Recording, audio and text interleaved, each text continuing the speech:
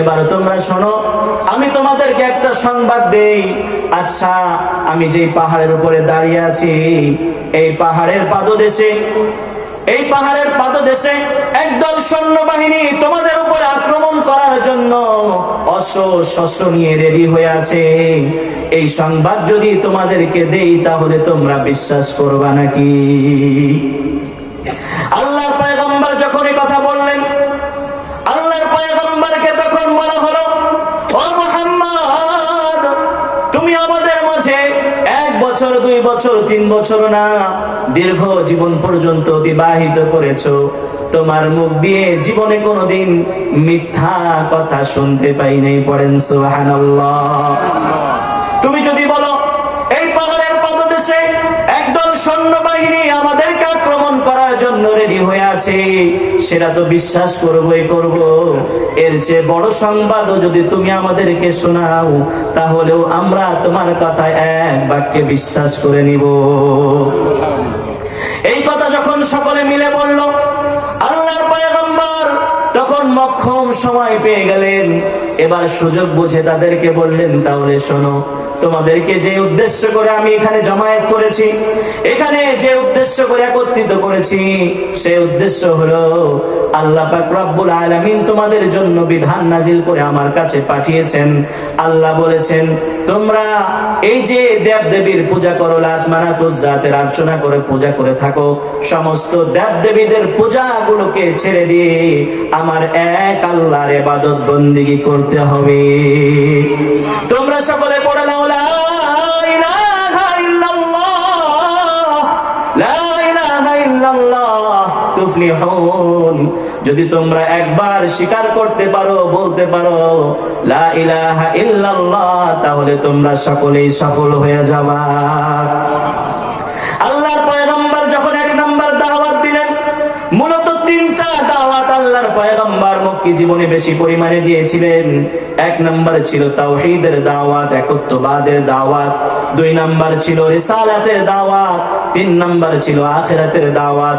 1 number দাওয়াত আল্লাহর পয়গম্বর দিচ্ছেন তাদেরকে, এই যে তোমরা এতগুলো মাবুদের ইবাদত বন্দেগী করো, এই সমস্ত ইবাদত ছেড়ে দিতে হবে। কারো ইবাদত তোমরা করতে পারবা না, একমাত্র কেবলমাত্র যার ইবাদত করতে হবে, সকলে বলতে হবে তিনি কে? আর একটু জোরে বলা যাবে কি? আল্লাহর নামটা বলেন না, আল্লাহ। আল্লাহ পাক রব্বুল আলামিনের পয়গম্বর যখন জানায় দিলেন একমাত্র কেবলমাত্র আল্লাহর ইবাদত বন্দেগী করতে হবে, অন্য কারো ইবাদত চলবে না। আল্লাহ পাক রব্বুল আলামিনের পয়গম্বর যখন এই সংবাদ জানায় দিলেন, তখন কাফের বেঈমানরা মোচড় দিয়ে উঠলো। এখন বলা শুরু করলো, এতদিন পর্যন্ত তোমাকে আমরা সত্যবাদী মনে করেছি, বিশ্বাস করেছি, কিন্তু এখন তো দেখছি তুমি একজন বড্ড পাগল হয়ে গেছো। পড়েন নাউজুবিল্লাহ। মক্কার লোকেরা তারা কিন্তু আল্লাহ সম্পর্কে জানতো, আল্লাহ পাক রব্বুল আলামিন যে একজন স্রষ্টা, সৃষ্টিকর্তা, এই বিষয় সম্পর্কে তাদের ধারণা ছিল, কিন্তু তারা মুশরিক ছিল, আল্লাহর সাথে অন্য দেবদেবীদেরকে শরীক করত। এই জন্য তারা বিষয়টা বুঝতে পেরেছে। এবার বলতেছে, ও মুহাম্মদ, তুমি যে বলেছো আমাদের এই যে লাত মানাত উজ্জাত, এই যে 360টা মূর্তি আমরা কাবা ঘরের মধ্যে রেখে পূজা অর্চনা করি, তোমার কথার কারণে এতগুলো মাবুদকে বাদ দিয়ে তোমার এক মাবুদের ইবাদত আমরা করতে পাই না। পড়েন নাউজুবিল্লাহ। এটা তারা বুঝতে পারতো, এটা জানতো যে তাদের একজন স্রষ্টা আছে, কিন্তু তারা আল্লাহর সাথে শিরক করত। এটা ছিল রাসূল করিম সাল্লাল্লাহু আলাইহি ওয়াসাল্লাম প্রথম দাওয়াত, যে সমস্ত মাবুদকে বাদ দিয়ে একমাত্র আল্লাহর ইবাদত বন্দেগী করতে হবে। 2 নাম্বার দাওয়াত ছিল রিসালাতের দাওয়াত। রিসালাত কি?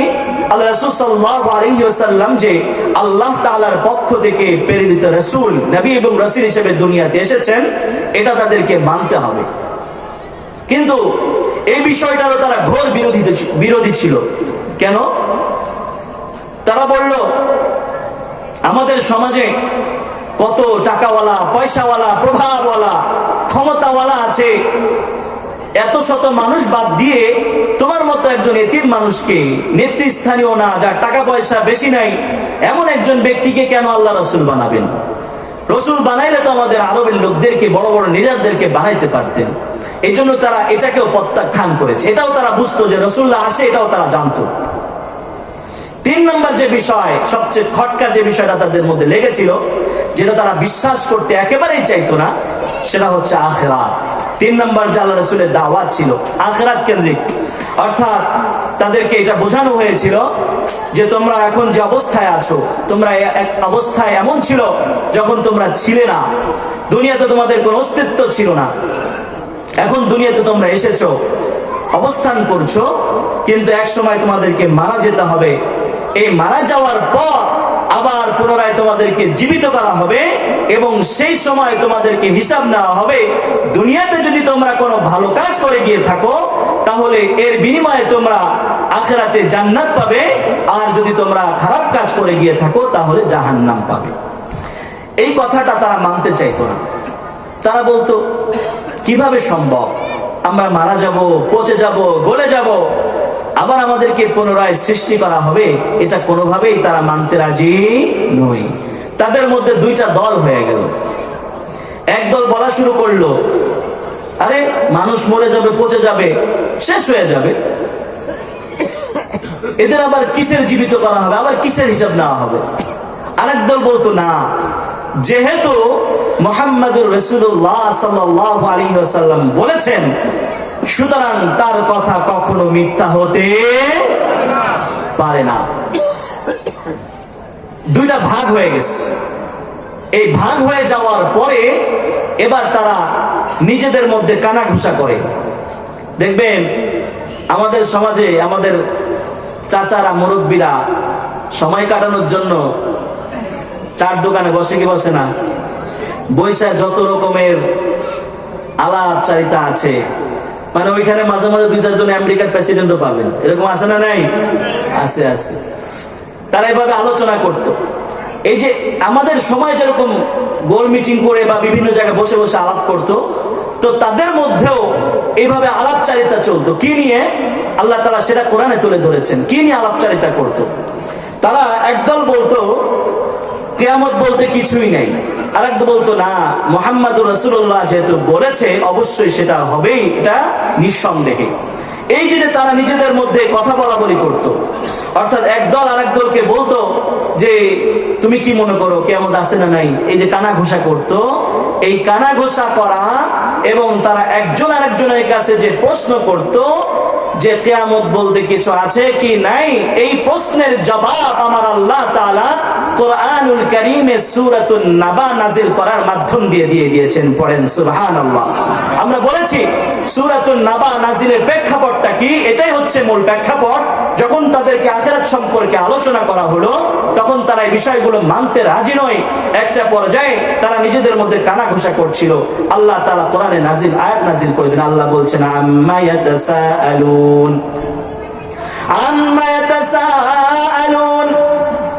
ও নবী, তারা কোন বিষয় সম্পর্কে একজন আরেকজনের কাছে জানতে চায়, কোন বিষয় সম্পর্কে প্রশ্ন করেছে? আল্লাহ পাক রব্বুল আলামিন কি জানেন না? আল্লাহ তাআলা জেনেই তো প্রশ্নের জবাব দেওয়ার জন্য বলছেন আনিন নাবাইল আযীম। ও নবী, তারা একজন আরেকজনকে কিয়ামত দিবস সম্পর্কে প্রশ্ন করেছে। এই বিষয়টা নিয়ে তাদের মধ্যে কি সমস্যা আল্লাহ সেটাও তুলে ধরেছেন। আল্লাহ বলেন আল্লাযী হুম ফীহি মুখতালিফুন।